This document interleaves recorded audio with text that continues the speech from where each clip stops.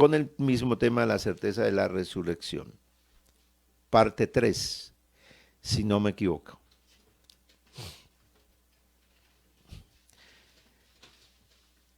Estábamos concluyendo, si en esta vida solamente esperamos en Cristo, somos los más dignos de conmiseración de todos los hombres. Ese fue el verso 19 y en ese terminamos.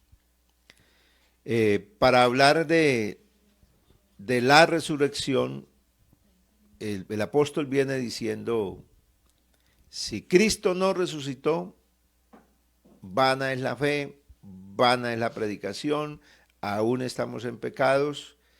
Entonces, en estos versos, el apóstol Pablo está poniendo algo muy claro. Creer en Cristo tiene unas implicaciones muy grandes para los que creen como dice la Escritura y como fue el evento de la resurrección. Un Cristo real, no una apariencia, porque esa ha sido una doctrina que todavía está hoy en el mundo, que todavía hace daño, que creen en Cristo, pero su resurrección la creen que como una aparición, que Jesús se apareció como un espíritu ahí, que era una apariencia. Y el afirmar eso es negar totalmente la obra de la redención. Entonces, esa es una herejía, esa es una perversión del Evangelio, porque Cristo para salvarnos se hizo un humano. Su muerte fue una realidad, Él derramó su sangre y también entonces su resurrección tenía que ser de igual manera una realidad. Se levantó en cuerpo, no en una apariencia. Y esto entonces tiene que poner en claro en la mente de los que de la iglesia de que nuestro encuentro y nuestra relación con el Señor debe ser para estar con el Señor por la eternidad, que nuestra preparación en esta tierra es no para recibir las cosas de Dios aquí temporales solamente, sino para recibir lo grande, es lo celestial. Entonces, esta conclusión de Pablo hasta este momento del versículo 19 es que esperar en Cristo para que nos solucione los problemas solamente de aquí, para tener esa búsqueda de Dios para que me resuelva todo, porque hay gente que tiene al Señor para que le resuelva todo. Es como el mandadero de las personas, de algún grupo de personas. Cristo es, Señor, hágame esto, vaya allá, venga aquí, mire aquí, haga aquello, haga lo otro. Y apenas no sucede algo que está esperando la persona, de una vez se enoja con Dios, por supuesto, que porque tienen al Señor para acá, pero qué lindo el creyente, la iglesia, que sabe que nosotros tenemos al Señor es porque nuestra ciudadanía está allá en el cielo, no aquí, sino allá en el cielo, de donde esperamos al Salvador, y entonces así no pasen las cosas que estemos esperando aquí, estamos esperando es al Señor el que nos viene a buscar. Así que Pablo va a seguir y aquí va a hacer una descripción en el versículo 20, es importante, porque Pablo dice, para concluir el argumento de que hay resurrección, dice, más ahora Cristo ha resucitado de los muertos. Así que él quiere poner de relieve y quiere el apóstol San Pablo ha venido dando el argumento de que si Cristo no resucitó, la fe por aquello que hay entre vosotros, gente que está afirmando lo que dice Pablo a los corintios, que Cristo no resucitó de los muertos. Entonces Pablo quiere ponerle ese sello, dice, ahora hay un hecho extraordinario, importantísimo, Cristo ha resucitado de los muertos. Y empieza entonces a hacer una descripción y a poner un orden en la resurrección. Dice, Cristo ha resucitado de los muertos y menciona esta palabra primicias de los que durmieron o de los que murieron, es hecho. Así que pone el orden de la resurrección. Aquí hay un orden que se va a establecer y Pablo lo dijo a la iglesia en Corinto. Cristo primicia, primero. Cristo es el primero. para hablar de la primicia. ¿Por qué primicia? Porque en el Antiguo Testamento se habló de una ofrenda, la ofrenda de primicia. La ofrenda de primicia era un fruto que tenía que traer el pueblo, y era cuando comenzaba, cuando había la primera cosecha. La primera cosecha venía más o menos en el tiempo, los primeros frutos, venía en el tiempo cuando se celebraba la fiesta de la Pascua. Hay una relación muy perfecta que es el cumplimiento en Cristo de lo que sucedió en el Antiguo Testamento. Entonces en Levítico 23:10 habla a los hijos de Israel y diles: cuando hayáis entrado en la tierra que yo os doy y seguéis su mies, traeréis al sacerdote una gavilla por primicia de los primeros frutos de vuestra siega. Al mirar todo el contexto, ese fruto, ¿cuándo se traía? ¿Cuándo se traía esa primicia? El siguiente día de Pascua.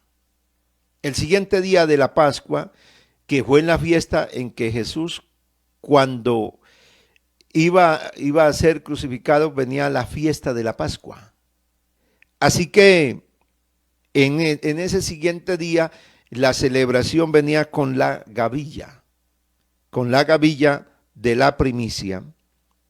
Y la gavilla de primicia auguraba algo, presentaba el fruto de la cosecha, lo mejor de la cosecha, porque la primicia es la fuerza de la cosecha, es la fuerza de la tierra. Y esa se presentaba al Señor y indicaba que al presentar esa ofrenda, la cosecha que se iba a cegar era muy grande.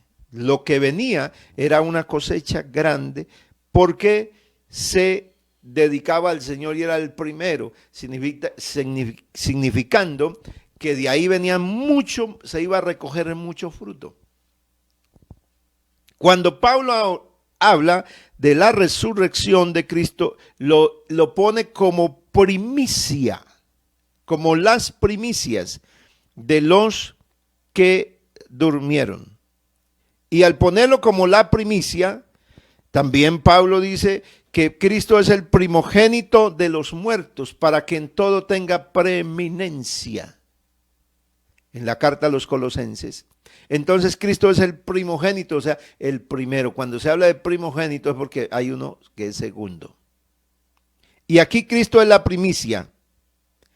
Entonces, ¿qué viene después de la primicia? La gran cosecha. Pablo dice también en los Romanos: porque sabemos que toda la creación gime a una y aún está con dolor de parto hasta ahora. Y no solo ella, sino también nosotros que tenemos las primicias del Espíritu. Mire, aquí entonces Pablo habla de que la manifestación de Dios a la vida del creyente, desde el día en que nos convertimos y toda la obra que hizo el Señor, es las primicias. El Espíritu Santo que recibe la iglesia, que está en la iglesia, es las primicias. Es lo que está indicando que la persona ha sido tomada para el Señor, ha sido apartada para el Señor, y es la primicia. Pero dice la palabra, para terminar ese texto y después lo explicaremos algo más: nosotros también gemimos dentro de nosotros mismos esperando la adopción, la redención de nuestro cuerpo. Así que nosotros estamos esperando, somos la primicia, porque en nosotros está alguien que un día nos llamó, un día nos tiene con esta esperanza, y nosotros somos entonces esa primicia del Señor, esa cosecha grande, porque nosotros somos los primogénitos. Eso es lo grandiosísimo en la iglesia, porque somos los primogénitos. Pero sigamos leyendo el versículo 22. Porque por cuanto la muerte entró por un hombre, también por un hombre la resurrección de los muertos. Entonces va a hablar de la caída del hombre. de la desobediencia del hombre que puso al hombre en la condenación, porque la muerte fue la condenación por el pecado. Así que el hombre fue condenado con una sentencia de muerte. El día que de ese árbol comieres, moriréis, de cierto moriréis. Así que había una sentencia y el hombre, Adán, pecó, desobedeció, comió de ese árbol. ¿Y qué vino? La muerte, vino la separación. Así que Pablo hace el contraste entre Adán, por cuanto la muerte entró por un hombre, este hombre Adán, también por un hombre. ¿Quién? Jesús. La resurrección de entre los muertos. O sea que así como la muerte afectó a toda la descendencia, por eso cuando habla de la primicia primero, entonces pone el contraste de Adán y Cristo. Así como desde Adán, de ahí en adelante los que nacieron ya con esa herencia de ¿qué? De la caída, del hombre caído. Entonces entró ¿qué? La muerte a todos. Desde Adán para adelante ningún ser humano se podía librar de la muerte. Y todos de ahí desde Adán en adelante murieron. Pero también entonces haces el contraste, Cristo, desde que apareció Cristo, desde que nuestro Señor vino, murió y resucitó, entonces, de ahí en adelante, ¿qué hay? Resurrección de muertos. También por un hombre, la resurrección. O sea que si en uno mueren todos, en otro todos van a ser resucitados. Por tanto, dice Pablo, como el pecado entró en el mundo por un hombre y por el pecado la muerte, así también la muerte pasó a todos los hombres por cuanto todos pecaron. Ahí está corroborando entonces el apóstol en su carta a los Romanos capítulo 5 versículo 12, nos corrobora que el pecado entró por un hombre y por el pecado la muerte, y la muerte pasó a todos los hombres por cuanto todos pecaron.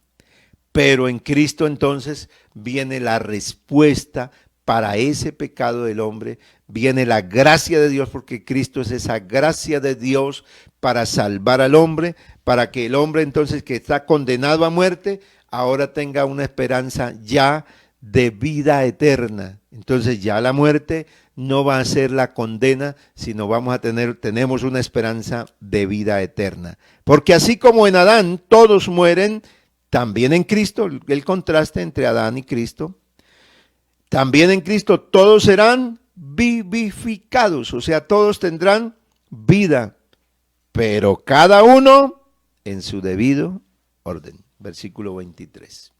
Cada uno en su debido orden. Entonces va a establecer, así como en el versículo 20 que hemos leído, mas ahora Cristo ha resucitado de los muertos, primicias de los que durmieron en Secho. De la misma manera, el versículo 23, entonces va a establecer el orden de la resurrección. Dato importantísimo que está aquí en las Escrituras. Cada uno, pero cada uno en su debido orden. O sea, la resurrección tiene un orden. Y establece Cristo las primicias, o sea, Cristo el primero de la resurrección. Cristo es el primero, porque es el único que resucitó y no volvió a morir y no muere más, sino que vive. La muerte, dice el apóstol San Pablo a los romanos, ya no se enseñorea más de él. O sea, él venció la muerte. Por eso ahí en este mismo versículo, en este mismo capítulo dice, ¿dónde está, oh muerte, tu aguijón? ¿Dónde está tu sepulcro, tu victoria? ¿Dónde está? O sea, porque él la suprimió, él venció la muerte. Entonces, por eso Cristo es el primero, es la primicia. Luego, número 2, luego los que son de Cristo en su venida. O sea que Cristo resucitó y viene otra resurrección. Ahora, ¿quiénes van a ir a resurrección? ¿Quiénes van a resucitar? Los que son de Cristo en su venida. Así que el Señor deja claro en su palabra que Él es el que está vivo, el que se levantó de entre los muertos, pero que va a haber otra resurrección. Y entonces aquí Pablo dice, no quiero que se vayan a entristecer como los otros, que no tienen esperanza. No quiero que se entristezcan. ¿Por qué? Dice, por los que durmieron. O sea, por los que ya han muerto. No se vayan a entristecer, porque si creemos, y entonces Pablo pone de claro a la iglesia ya en Tesalónica, si creemos que Jesús resucitó, así también va a resucitar con él a los que durmieron en él.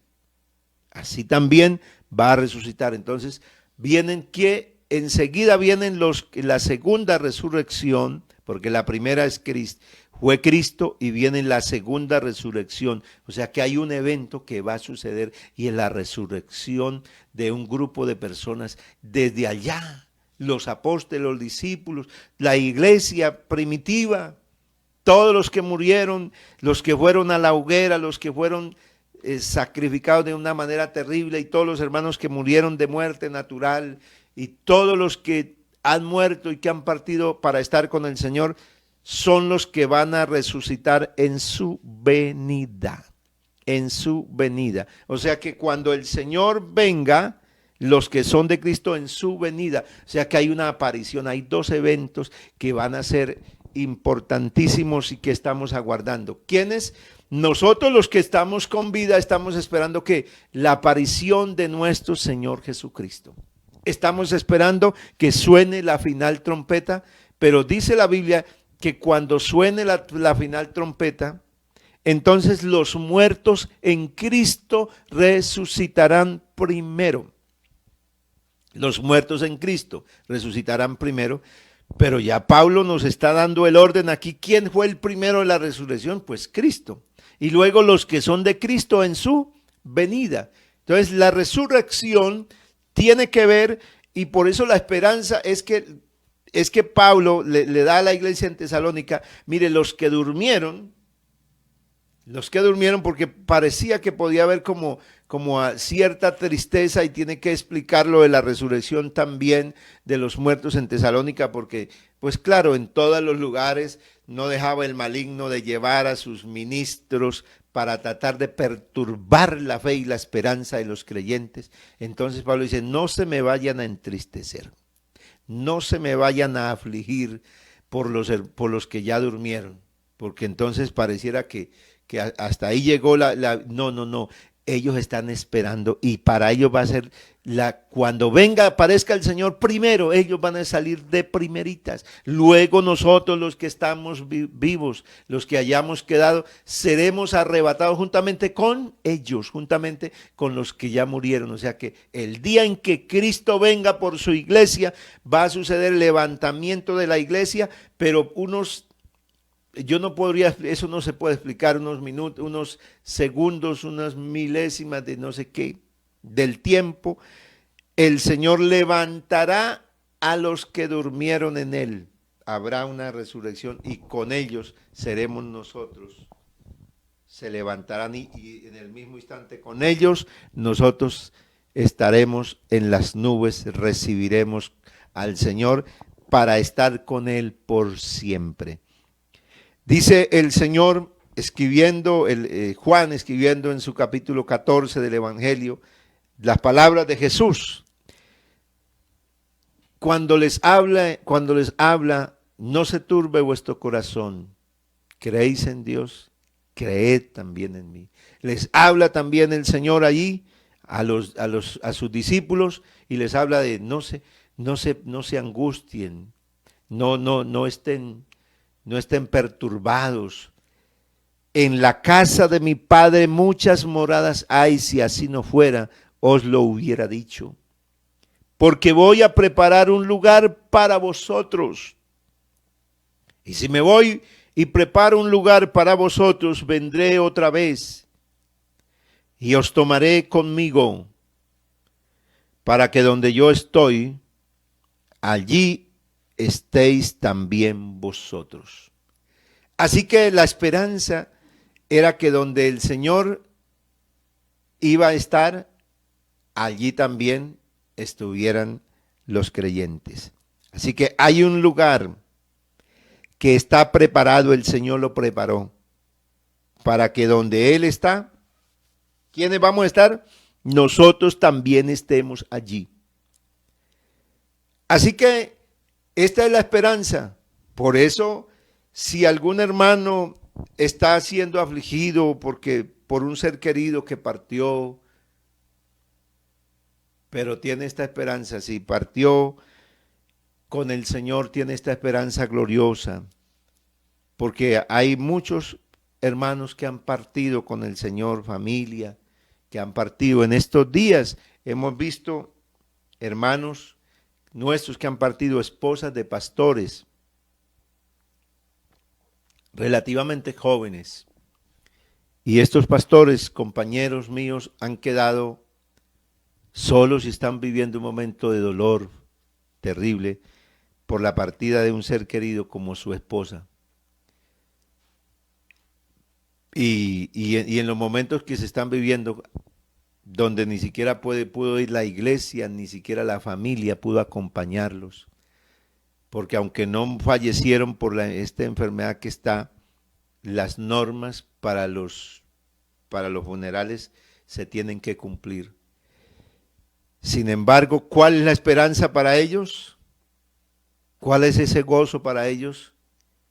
Que terminaron la carrera con gozo y están preparados para ser levantados, porque en la casa de nuestro Padre Celestial hay muchas moradas. O sea, allá todavía hay un espacio para usted, estimado amigo, que está escuchando la palabra. Dios quiere que usted también, Dios le tiene ya el sitio listo, ya está preparado, ya está preparado. ¿Usted quiere ir allá? ¿Usted le gustaría estar con Él? Pues esa casa tiene que ser muy linda, tiene que ser mejor que la de aquí. Así que creo que usted está preparado y quiere irse con el Señor.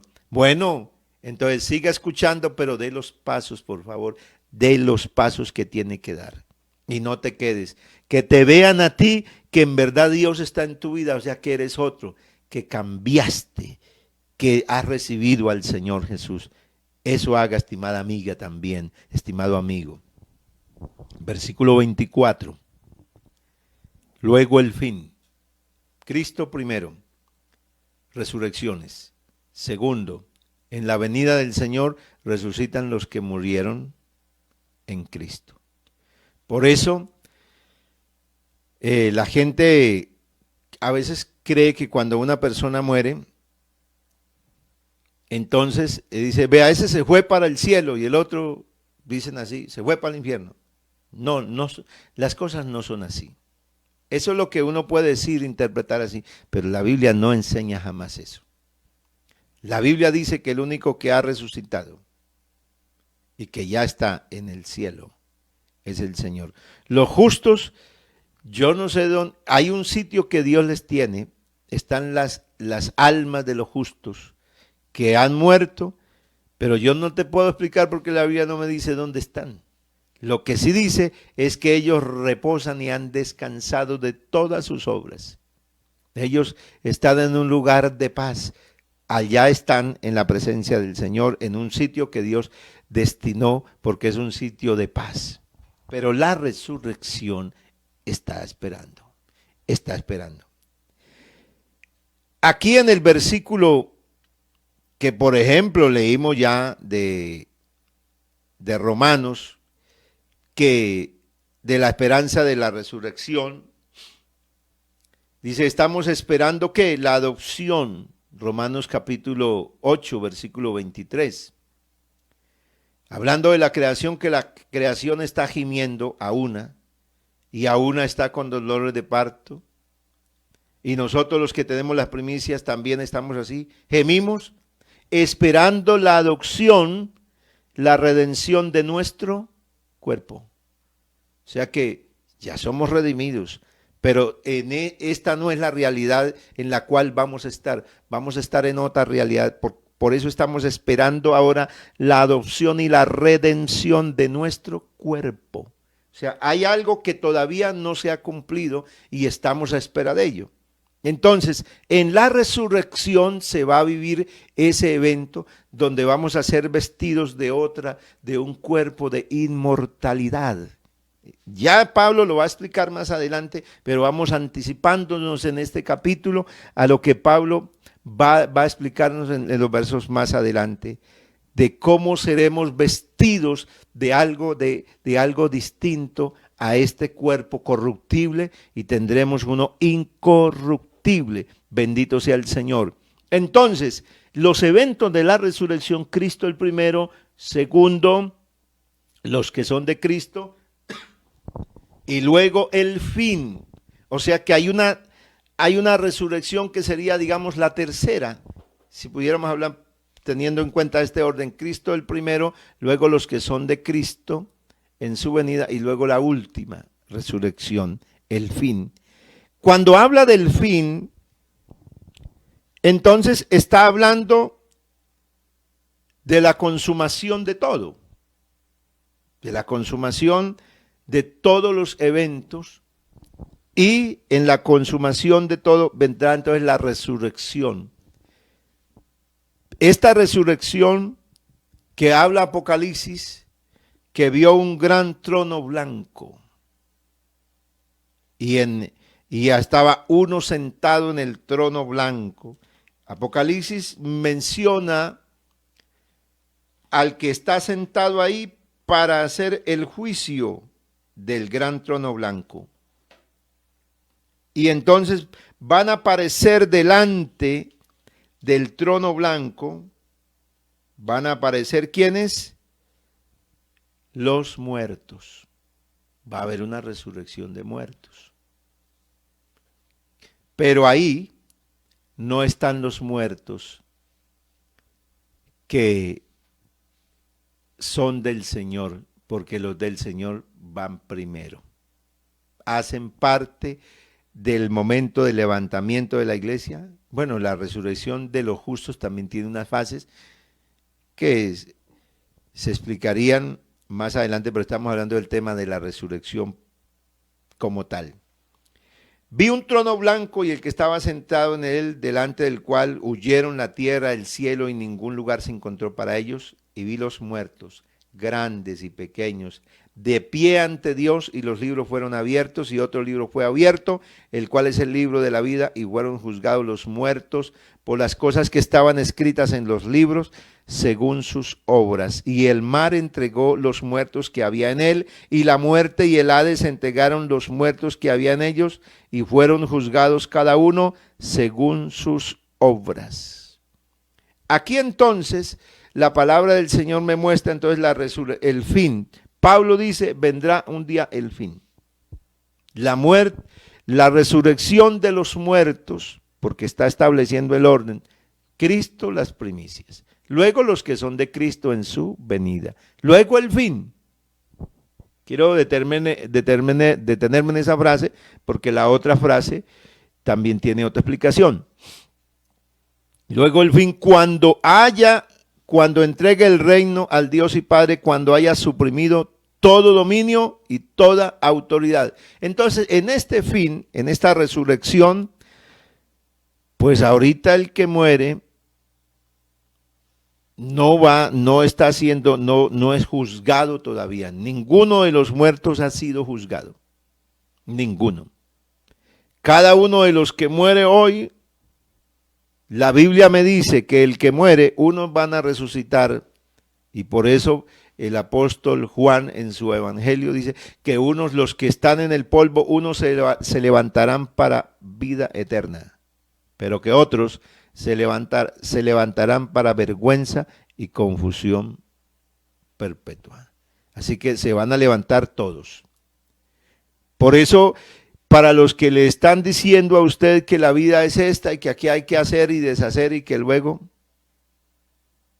Pablo lo dice aquí, si eso fuera así, que los muertos no resucitan, ni que no hay resurrección, ni que nada de eso, entonces comamos y bebamos, o sea, hagamos lo que queramos, pero eso no es así. Un día vendrá el fin cuando todos tendremos que estar ante Dios. Pero estar allá en el fin, en ese final, en el juicio del gran trono blanco, levantarse allí entre los muertos, yo no voy a estar allá. En esa resurrección no voy a aparecer yo ya, porque yo ya voy a estar antes, voy a ser levantado. Si Cristo viene, ahora en este momento que estamos viviendo, y yo todavía estoy con vida, usted todavía está con vida, nos vamos a levantar. Si Cristo viene y ya hemos partido a la eternidad, nos vamos a levantar. Nos vamos a levantar porque esta es la esperanza gloriosa que tenemos. Pero viene la resurrección final de los muertos y dice que el mar los va a entregar. O sea que todos, la muerte y el Hades, el lugar de muertos, se va. Todo mundo va a estar y van a ser ¿qué? Abiertos los libros. Y van a ser juzgados los muertos por las cosas que están escritas en los libros. O sea que toda obra que el hombre hace, todo lo que hace, queda registrado. Hay alguien que lo está registrando. Por eso el Señor quiere borrarle la cuenta, y el Señor al que se arrepiente le borra la cuenta del pecado que tenía y lo pasa ¿a dónde? Porque allá muestra que hay dos libros. El libro, hay otro librito que es el libro de la vida. Si usted hoy se arrepiente y decide buscar a Cristo, entonces usted pasará al libro de la vida. Y los que están en el libro de la vida, ¿dónde van a resucitar? Antes.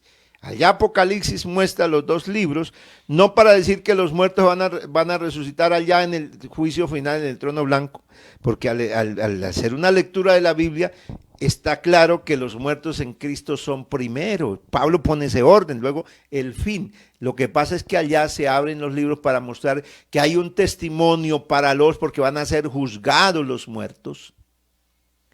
O sea, se van a resucitar y van a ser juzgados por las cosas que están escritas, pero estará el testimonio de que alguien no está en esa resurrección, los que se arrepintieron, los que se convirtieron, que ahí no están todos, hay otros que sí se libraron porque aceptaron la obra del Señor Jesucristo para ser salvos y lo recibieron a Él y lo amaron y lo siguieron y esperaron y entregaron hasta su vida.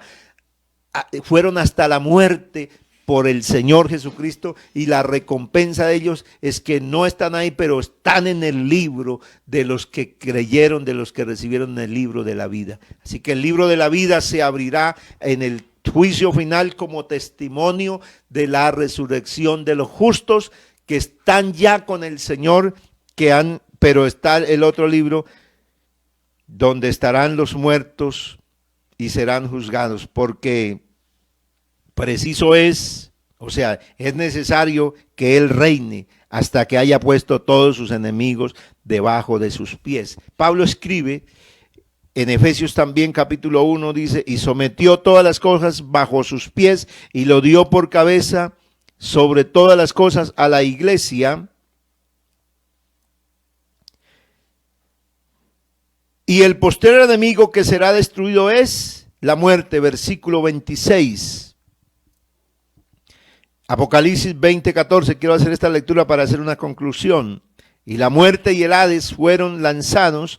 Este es el mismo capítulo 20 que acabé de leer de Apocalipsis. Ahora voy a leer los siguientes versos. Y la muerte y el Hades fueron lanzados al lago de fuego. Esta es la muerte segunda. Cuando todo haya sido suprimido, dice la Biblia que es preciso, o sea, que está hablando del orden de la resurrección, pero Pablo sigue en el versículo 25, pero es necesario que el Cristo, que el resucitado, reine hasta que haya puesto a todos sus enemigos debajo de sus pies. Jesús dijo cuando resucitó de los muertos, dijo, toda potestad me es dada en el cielo y en la tierra. Toda potestad, por tanto, id y hacer discípulos a todas las naciones. Aquí está hablando de que el Señor tenía y tiene todo el dominio en el cielo y en la tierra, pero no ha sido quitado, no ha sido suprimido. Aquí está el maligno. Aquí están una cantidad de cosas, no están quitadas.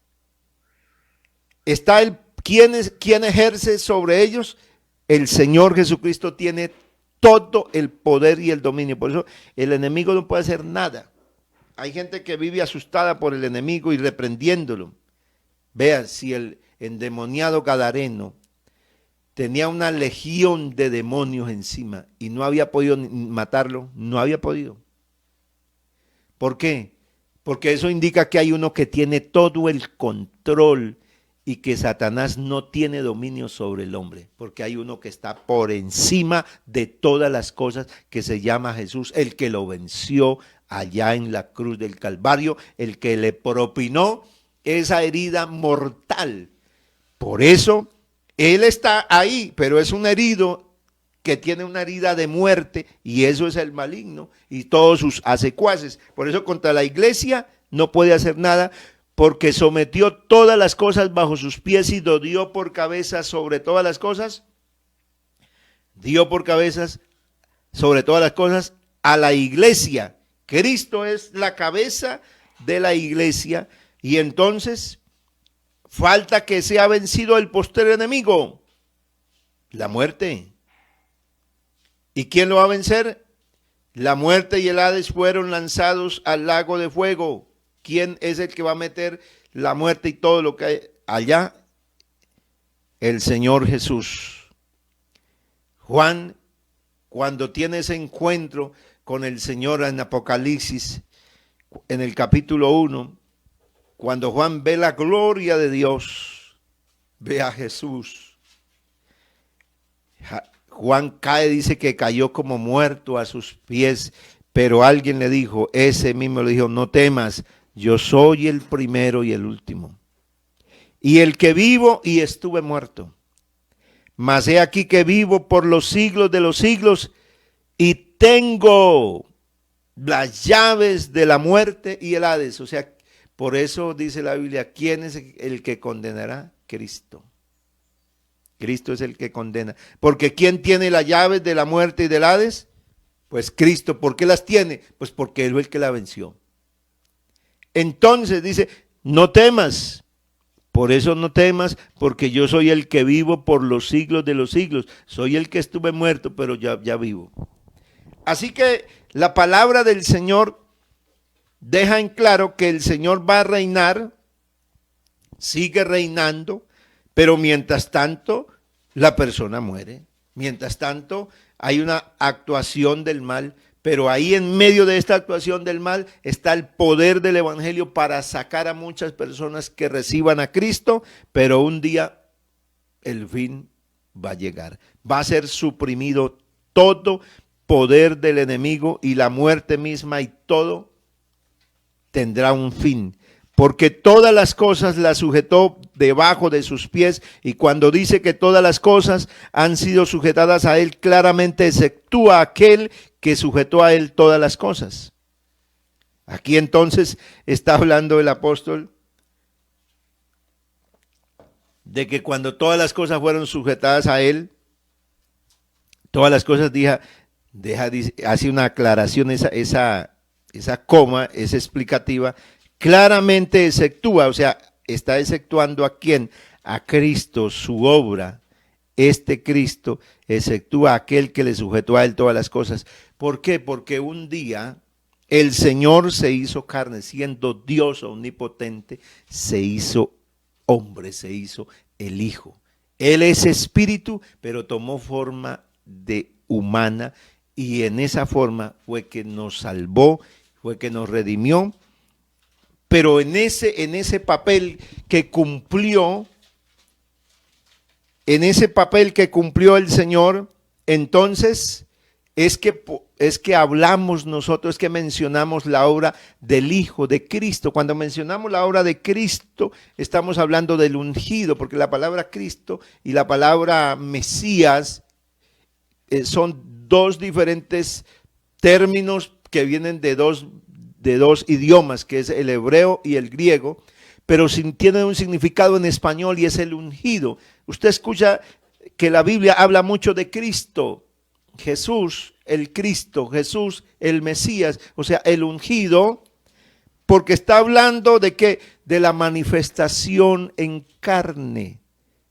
Tú eres el Cristo, dice Simón Pedro, y ustedes, a la respuesta que ha hecho el Señor, a la pregunta que ha hecho el Señor, ¿y ustedes qué creen? ¿Quién soy yo? Y entonces, tú eres el Cristo, el ungido, el Hijo del Dios viviente. Así que Pablo dice que todas las cosas quedarán sujetas a Cristo. Todas, todas, todas. Y el papel, o sea, cuando habla todas, está encerrando todo, todo, todo. El verso 28, pero luego que todas las cosas le estén sujetas a Él, entonces también el mismo Hijo se sujetará al que le sujetó a Él todas las cosas, para que Dios sea todo y en todos. Esto significa, para cerrar aquí hasta el verso 28, que el papel del Hijo tiene un final. O sea, el papel de la obra de la redención, un día no se tiene que hablar más de redención, porque cuando todos estemos en la presencia de Dios, cuando haya sido suprimido todo mal, entonces, ¿para qué se necesita hablar más de redención? Si yo ya estoy en el cielo, ¿para qué voy a pensar ya en orar para que el Señor me salve si ya estoy salvo? Para que el Señor, ya no necesitaré ayuda porque enjugará Dios las lágrimas de todo, ya estaré por siempre con el Señor. Así que el papel que el Señor cumplió como el Hijo, en ese instante que todo esté suprimido, o sea que los muertos hayan sido juzgados y el mismo demonio, porque el mismo Satanás será lanzado al lago que arde con fuego y azufre, donde está el falso profeta, el anticristo, está el anticristo y el falso profeta allí, y donde irán a parar allá todos los que no obedecieron al amor de la verdad para ser salvos.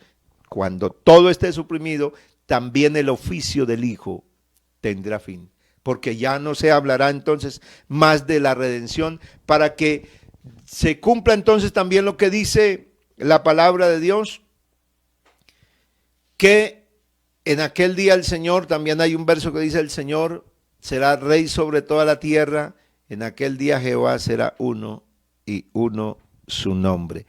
Un día se terminará todo, y en ese final, entonces, estaremos con el Señor por toda la eternidad y ya no se necesitará más del papel del Hijo. Por eso siempre no se atemorice en hablar del Hijo. No le dé temor de hablar del Hijo, porque cuando estamos hablando del Hijo, no estamos hablando de otro Dios aparte del Padre. Estamos hablando del mismo Padre, pero el que se hizo carne, y en esa carne se le llama el Hijo de Dios. Y cuando hablamos del Hijo, entonces hablamos del Hijo, estamos hablando del abogado, estamos hablando del que nos defiende, estamos hablando de todas las cosas que tenemos en Cristo, en el Hijo, porque ahora estamos necesitando que Él nos siga guardando, que Él nos siga bendiciendo, que Él nos siga ayudando, pero nos vamos un día y ya todo se terminará. Bueno, este es un tema muy largo, pero hay que hacer un resumen así breve, y les agradezco al Señor. Tuve que extenderme un poquito más para concluir en el verso 28 y seguir con el argumento después, porque sigue hablando de este tema tan importante de la resurrección, porque había otras cosas que se había metido allá ante los corintios, que si Dios nos lo permite, lo veremos la semana entrante. Vamos a orar todos dándole gracias al Señor, y que Dios siga bendiciéndonos, porque Él prometió bendecirnos. Él un día cambiará, dice también el apóstol Pablo, el cuerpo de la humillación nuestra. Un día será transformado y será semejante al cuerpo de la gloria suya. Eso es lo que a mí y a usted también le debe mover, porque un día ya no tendremos este cuerpo, sino que vamos a ser transformados por el poder de Dios, con el cual Él puede sujetar todas las cosas. Soberano Señor, gracias te doy por la palabra en esta hermosa mañana. Gracias te doy por los hermanos, por los amigos. Gracias te doy por el que oye la palabra de Dios, por aquel que está recibiendo el mensaje del Señor. Permítenos, oh Dios, que en este día muchos puedan comprender, muchos puedan recibir al Señor, muchos puedan aceptar el Evangelio de Cristo, estar preparados para viajar, para partir con el Señor, oh Rey de la Gloria, que su iglesia pueda tener, oh Dios, esta confianza y seguir esperando, porque un día terminarán y cesarán todas las cosas aquí. Señor, nos levantaremos y nos iremos con el Señor, oh Dios. Ayuda a aquellos amigos a que tomen esa decisión, a que estén preparados para ser levantados cuando tú vengas por tu iglesia.